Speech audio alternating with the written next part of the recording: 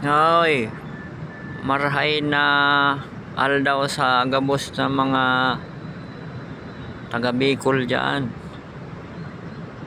Ito po yung status ng panahon natin dito sa Maynila.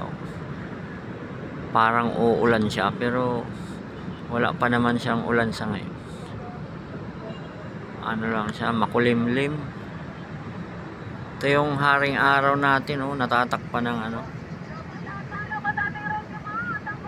tatakpan ng ulap.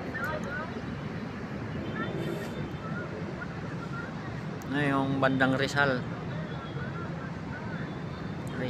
at dito bandang Montalban, dito Quezon City banda rin.